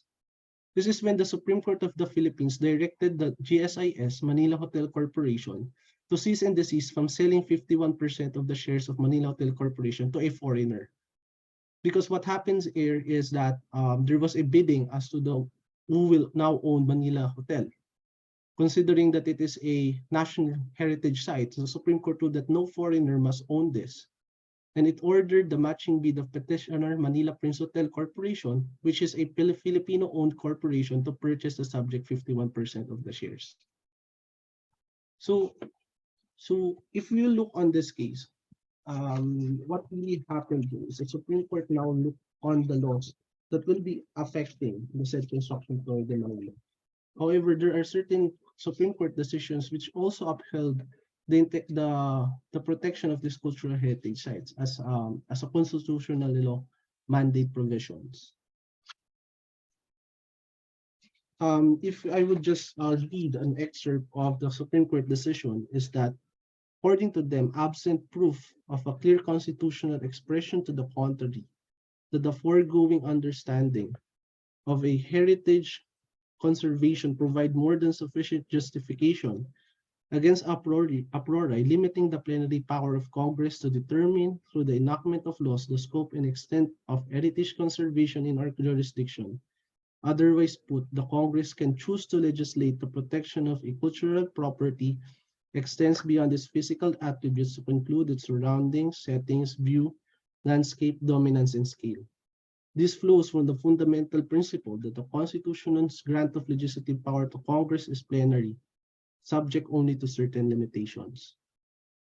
So here, as we can see, the Supreme Court really now put the balls, now put the decision to the Congress of the Philippines to create laws to protect our cultural heritage sites.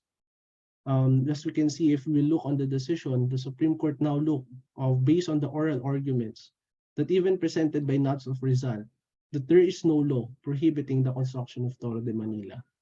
Considering this, the Supreme Courts are now understanding that it is now the plenary power of the Congress to create laws protecting our cultural heritage sites. they cannot overstep the bounds of separation of powers. So, as to the impact, in relation to the Torre de Manila case, the Supreme Court issued a temporary restraining order, as stated in 4, on the construction of a high-rise building that was deemed to obstruct the sightline of the Rizal Monument, National Cultural Heritage Site. This decision showed the court's commitment of upholding laws that safeguard the country's heritage.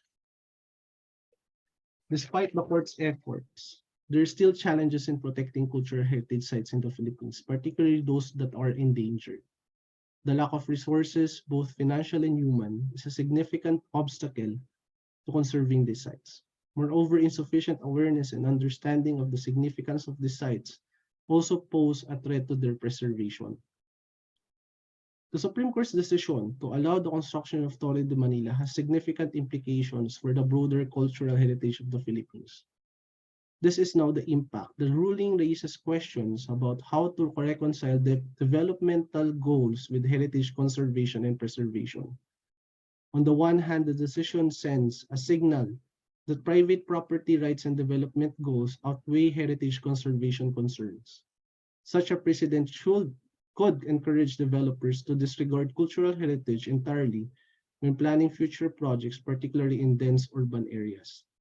On the other hand, the decision acknowledges the complexity of balancing development needs with heritage conservation concerns in a rapidly urbanizing country like the Philippines. It highlights the need for more explicit legal frameworks and policies to guide development considerations while safeguarding the country's cultural heritage. Finally, the decision's impact on other cultural heritage sites in the Philippines is uncertain at this stage. However, it raises concerns about the protection of historical landmarks and monuments across the country, particularly in urban areas subject to rapid development. The Supreme Court of the Philippines' decision allowing the Torre de Manila to continue construction has significant implications for the broader cultural heritage of the country. While securing private property rights and encouraging development, the ruling raises concerns about the protection of historical landmarks, heritage conservation, identity, and continuity. In addition, what we can learn to this case is that our country should have strict legal regulations in place that will ensure the safety and preservation of our cultural heritage. Laws can establish clear guidelines and a framework for defining what constitutes a heritage site, outline the penalties associated with the destruction or damage of such sites, and provide the framework for discussing the protocols to follow. So what should be the few measures as we could understand in such case? Number one is, of course, awareness and education. Educating the public about the value and importance of cultural heritage sites can create a culture of preservation. This event is really a good event. It's a good symposium, understanding that all of us should know the importance of our cultural heritage sites. All of us should understand that we should ask our lawmakers to create laws to preserve our cultural heritage sites, because no amount of conservation can do if what is being done, if there is no laws or stricter regulations that can protect them from destruction. Number two, legal protection. The national government and local authorities should enact laws, ordinances, or regulations that protect cultural heritage sites from destruction, vandalism, and looting. Under the law, National Cultural Heritage Act, there is no penalties involved there. It's only giving power or defining what are cultural heritage sites, but there is no penalty involved there. And only power given is that the cease and desist order, but only if the physical integrity of the said structure is being damaged or being affected. This includes creating heritage laws, more heritage laws, which recognize the cultural significance of such sites and regulate their management and protection. So, in conclusion, the Torre de Manila is not just about a building or a monument, but about the values and visions that underlie our society's approach to cultural heritage conservation. The Supreme Court's decision, though controversial and contested, presents an opportunity for stakeholders to engage in meaningful dialogues, collaborations, and innovations that can deepen our understanding and appreciation of our diverse and rich heritage. As we continue to witness the rapid changes and demands of the highly urbanized world or contemporary world, let us not forget to honor and protect the legacy of our past, present, and future generations. So that's all. Thank you very much. Okay, thank you so much, Attorney Roger Cuaresma, and to all of our speakers. So again, if you have any questions to any of our speakers or to everyone, you can send, or don't hesitate, send your questions to the chat box below. So can I please call on all of the speakers as well as Professor Achanzar-Labor for the question and answer portion to turn on your cameras before we start.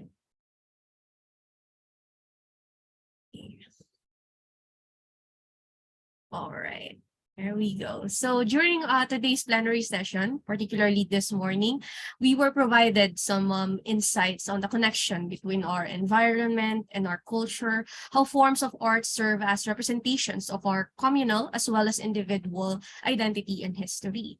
Likewise, all of the speakers shared how our different forms of expressions, be it sculpture, architecture, weaving, or other media, are affected by the current issues and changes in our society, which are interdisciplinary in nature. So it can be economic, like in the commercialization of environment and culture. It can also be technological, like in the integration of modern appliances like air conditioners, as architect Echevarriah shared with us. It can also be legal, like in the protection of our cultural heritage sites and structures, and cultural, like those concerning our identities, diversity, and multicultural societies. So let me start with asking a question to all of our speakers, so whoever can share their insights. With these different forms of expressions, how do we navigate these current changes and issues in our society? Anyone can start. Hi, hello, good Hi, morning. Kiah. I think the best way for me, especially in the form of architecture, is appreciation and awareness. That's what I'm really advocating when I started my graduate studies in UP. So I think especially the Filipino people is not really aware of the importance of our heritage, maybe because of colonization, or I'm not sure, but I think we lack the appreciation for our heritage, for our identity. And I think doing like what Attorney Roger said, no, I think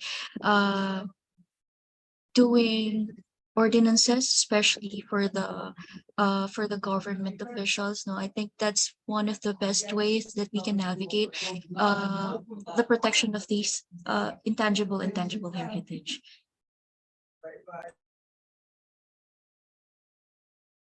Oh yeah, definitely. And I think some of our speakers or all of our speakers also agree with that. I see them nodding their heads. So anyone can share or add to what architect Kiah have shared?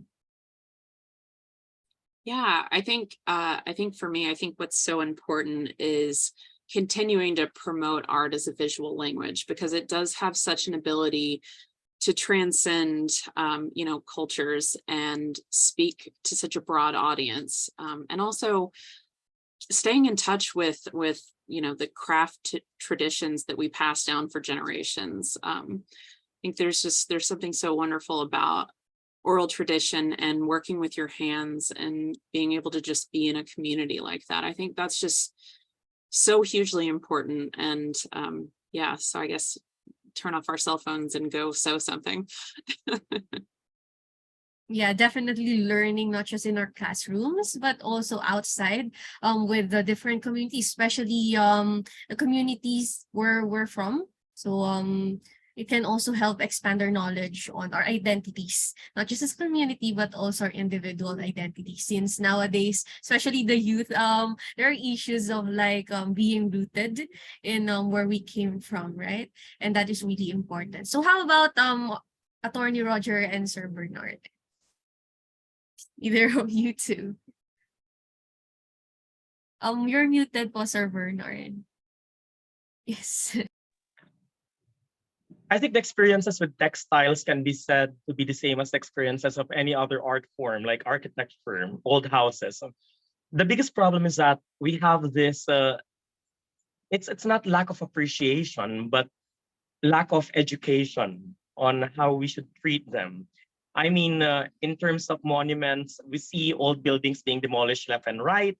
In terms of textiles, we see that old patterns are not being revived.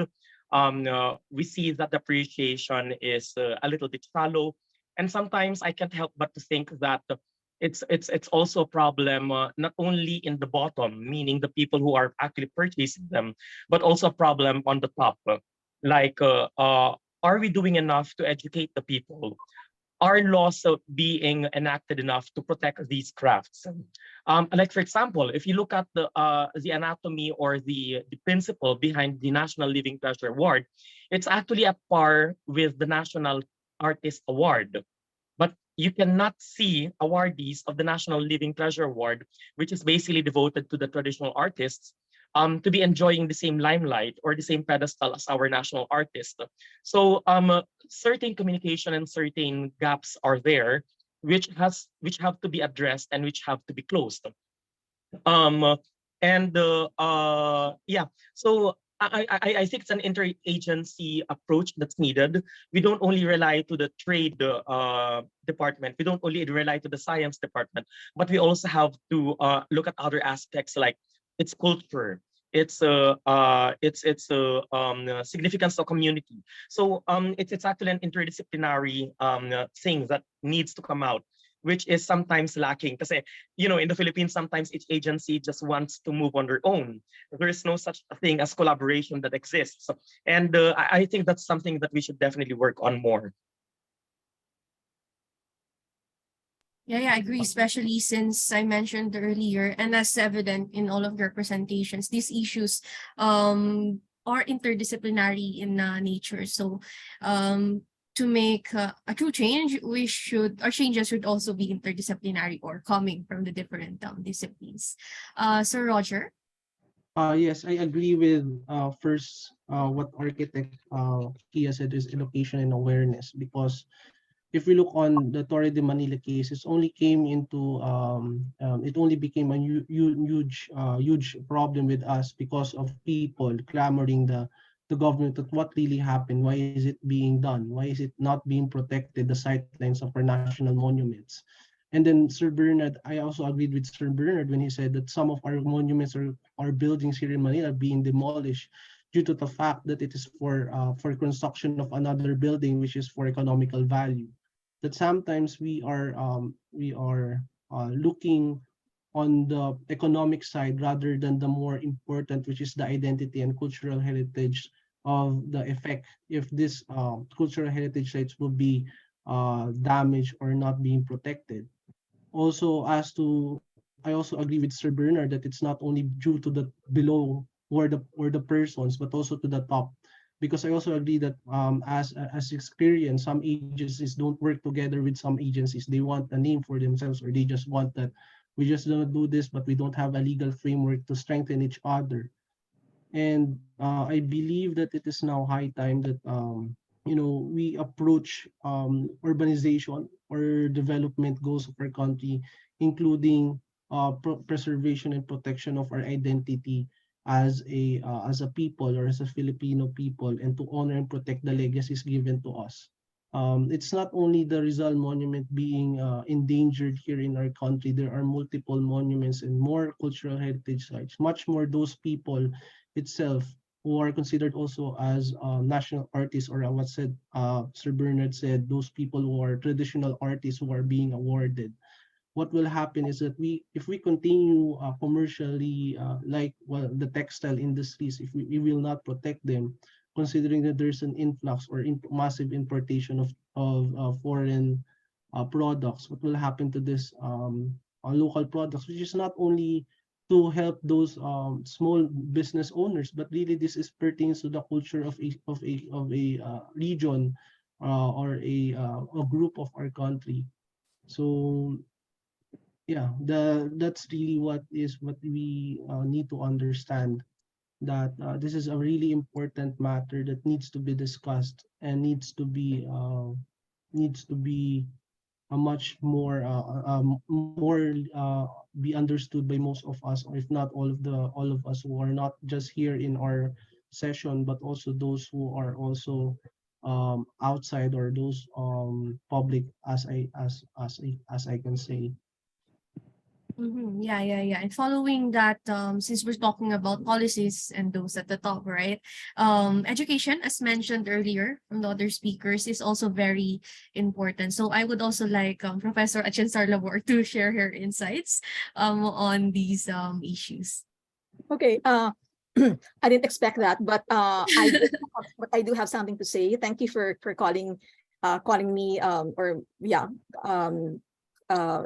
asking me to speak. No, I just want to say that I was very happy with the turnout of our discussion of, well, first of the speakers sharing and our ultimate putting together of the things that we have said, because they pretty much like showcase what we in the Faura project really or view what conservation is. No? In the same way, well, earlier I said that we take heritage in a very comprehensive sense. No? We do likewise when it comes to conservation. No? Like conservation, of course, for most people would think of what you do when structures get destroyed, and or it can be like how what you do when you want to make a structure last longer, right? And you didn't think of preservation measures, but conservation also includes imperative also in conservation is documentation, right? And to Miss Brooke's discussion, she showed that the visual narratives of human experience through curated exhibits are actually are necessary to conserve these experiences.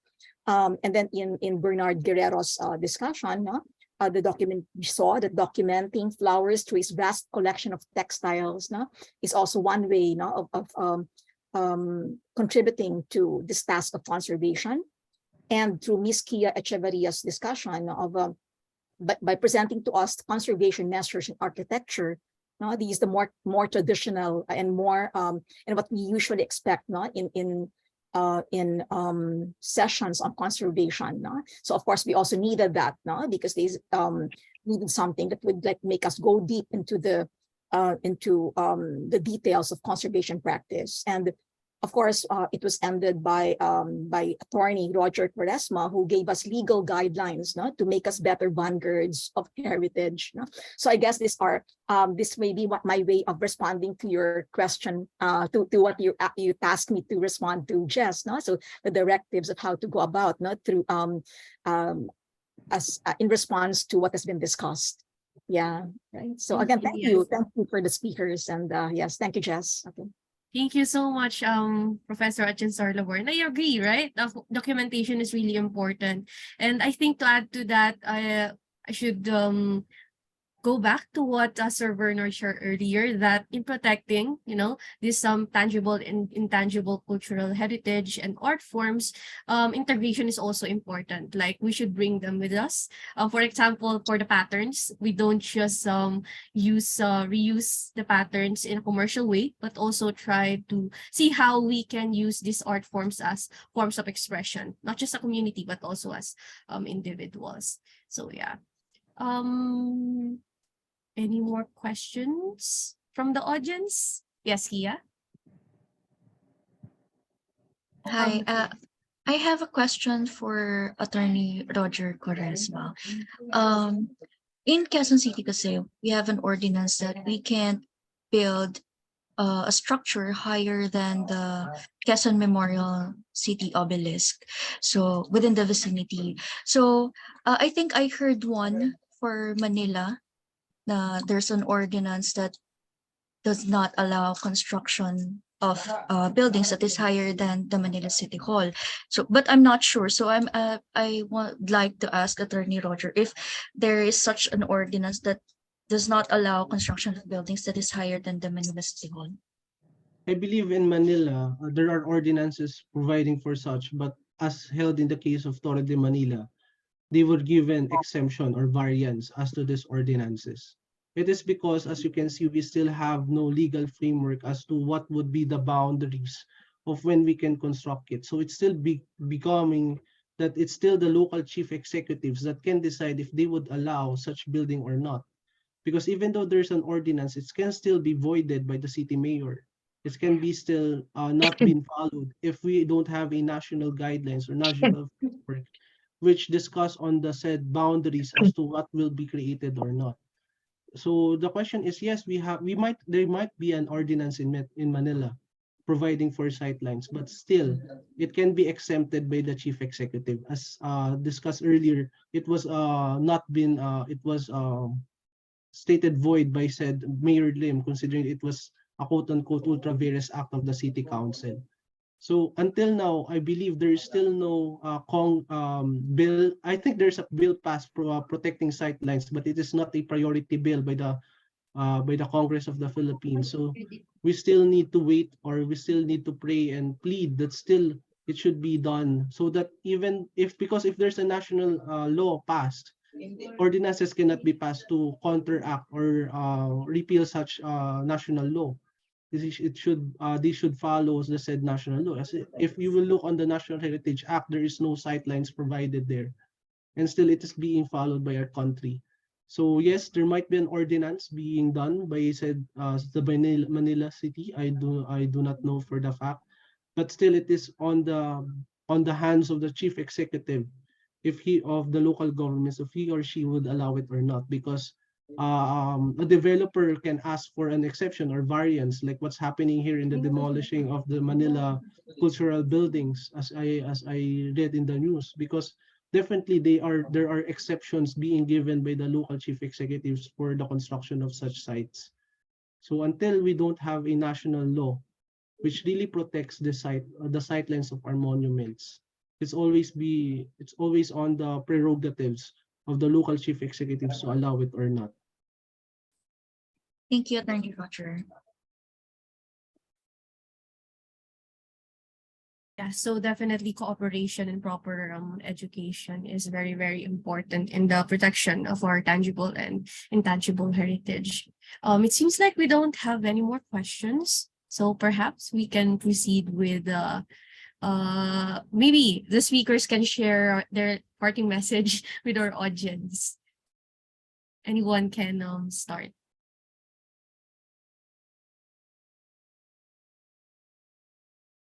Or should we go by the order of presentation? Starting with Ms. Brooke Day. Just short. Sure. I just wanted to say thank you all again for having me. It was such an honor to get to speak and to get to hear you all speak about about a lot of things that I didn't know about. So it was really amazing. And yeah, I guess what I can say is take the opportunity to learn from everybody around you, you know, whether that's crafting or, you know, what's going on politically or socially. Yeah, like you don't have to be in school to get an education, but school's good. Yeah, definitely agree. Sir Bernard? I like what Brooks said, no, na parang you don't necessarily need to be in the school, and I think I'm an example of that one. I was never really trained in cultural work. I have a different BA, I have a different MA, but for some reason I just followed my passion, and that's why I landed in this kind of field. So it's a passion-driven field, and I would like to encourage more people to do that. It's about following your heart, and you know, following your heart never really fails. One way or the other, you will land on something. I'm not saying that I landed big, but at least one way or the other, some efforts are being recognized, and some outputs are out there. And thank you for the avenue to be able to share the things that I know. They may not be of textbook material quality, but definitely it basically talks about my personal experience. And I'm sure one thing, one way or the other, I think, or two can be learned from it. So I do hope that more discussions, more engagements will happen, so that we could reach into a wider audience, not only on the field that I'm in, but for arts, for the humanities at large. So thank you very much. Thank you so much. And I myself actually learned a lot from all of the speakers today. So thank you very much. Next, Architect Kiah. First, I would like to thank the Florida Project for letting us present our papers. No? I would like to mention na rin na I think in the Philippines kasi we have this notion that when it comes to protecting heritage and culture, it's very expensive. Like for example, in architecture for the conservation, it's very expensive because we have to conserve a building, but with a very limited budget and with the things that they perceive as more important, such as education, health, housing, heritage is being neglected. So I think we need to remove that notion na heritage conservation, whether it's tangible or intangible, is expensive and very only for luxury, because it actually creates jobs, it actually creates money, it has a very important economic impact. And I think if we're being appreciative of the heritage in other countries, why can't we be appreciative of our own heritage, of our own identity? So I think that's what I really want for the people to know, for them to become aware of the importance of these heritage, not just for us, for the present, but of course for the future generation. Yeah. Awareness and also education outside, not just inside our school, is very, very important for that. And last one, Attorney Roger Cuaresma. Yes, I would just like first to thank Professor Achanzar-Labor for inviting me to speak here. Well, I cannot say no to my dear professor when she was the one who was my thesis advisor back in UP Manila. I would also like to thank, of course, my Jess, that she was my I think 2 years below me when I was still back in UP Manila. And this discussion was really eye-opening, especially from Miss Brooke, as to the arts of different countries that we are now being presented, that they are really promoting their arts. And I just feel naiinggit or jealous of some countries who are being protected their cultural heritage sites. And also to Architect Kiah and Sir Bernard, that they follow your dreams, passion. And for us also, although we were not, really, I am introduced to cultural heritage back in my undergrad. And now that I became a practitioner of law, I also, this is remind opening for me that we still need to go back to where our passion is. And also to Architect Kiah, when she said that if we can appreciate the cultural heritage of some other countries, how much more should we also appreciate what's ours, our identity itself. So to those who are listening, thank you for coming, and I understand that this is really a good education for you, and we hope that as we give time, that you also in the near future will follow your passions, help our country, and help our Filipino peoples continue to understand their identities and their culture itself. Thank you. Yeah, definitely. And Professor Achanzar-Labor also has the Faura project to actually promote this kind of knowledge, of course. Like this conference, which I think this will be posted, right, to our social media sites and application like the YouTube channel. So not just everyone here will be able to hear about the presentation today, but also the ones who will visit our social media site accounts and YouTube channel. So yeah, maybe we can proceed with the presentation of certificates for our speakers. So in the based on the order of presentation, the certificate of appreciation is presented to Miss Brooke for speaking for speaking on art, heritage, and environmental conservation during the plenary session of the 2023 International Flores de Mayo Festival and Conference Opening Program, given this 3rd day of May 2023 during the 2023 International Flores de Mayo Festival and Conference, signed by Dr. Libertine Achanzar-Labor, the Executive Director of the Faura Project Incorporated, and Professor Alice Adeva, the Chair of the Department of Arts and Communication of the College of Arts and Sciences, UP Manila. So let's give her a virtual applause. And the next is the certificate of appreciation to Mr. Bernard Joseph Guerrero, containing the same contents. So let's give him another warm applause. And next is architect Kiah Amador Echevarriah, also undersigned by the same signees. Let's give her another warm applause. And last one is Attorney Roger Cuaresma. So yeah, let's also give him an applause. There. So thank you so much for the speakers and also for the audience and Professor Achanzar-Labor for today's plenary session.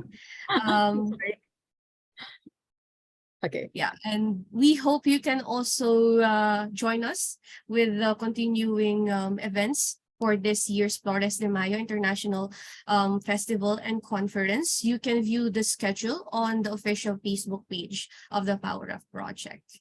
Yeah, and perhaps we can share the feedback form for the participants.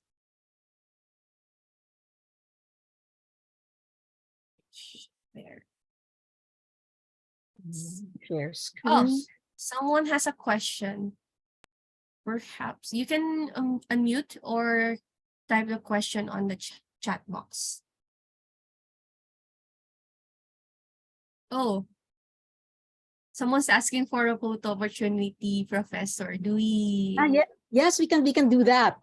Okay, let me stop share first. Okay. Let me stop share and also just put the evaluation. Wait, if everyone seems to be to everyone in meeting. Let me just put it here. Paste. All right, that's for the evaluation link. All right. Let's do full screen and gallery. Okay. There. So anyone who can turn on their cameras, kindly turn them on. There we go. All right. So I'll just be the one taking the photo. All right. So is anyone ready? All right. So I'll count to 3. Okay. Smile. Hold on. 1, 2, 3. Hold your smiles, and then another one, just in case. Done. Okay, 1, 2, 3. There. All right. So thank you so much again to Miss Brooke Day, to Attorney Roger Cuaresma, to Attorney Kiah Amador Echevarriah, and also to Sir Bernard Guerrero. Thank you so much. And have a nice lunch, everybody. Thank you all. Thank you. Thank you to Jess. Thank you. Yes, thank you, ma'am. We invite everyone to Thank you. join our last plenary session this afternoon. In fact, our moderator and one of our speakers are Yeah. here. The session will be at 1 in the afternoon with Prof. Bonilla and Prof. Hilario. So see you later. And thank you, Mr. Arliga, for completing so far our sessions. I hope you can make it to the last run, to the 4th session this afternoon. Okay. Thank you again for our speakers and for the wonderful talks. Thank you. Thank you, Jess. Thank you so much, ma'am. Do we stay here with the speakers po or not? Your call. Okay. Okay.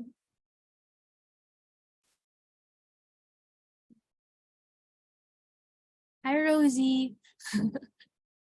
Good luck later. Hello. Thank you. Ma'am, kailangan po ba yung speaker naka-Flores de Mayo background din? Wait, let us stop the recording po, ma'am. Okay. All right. So, okay. So,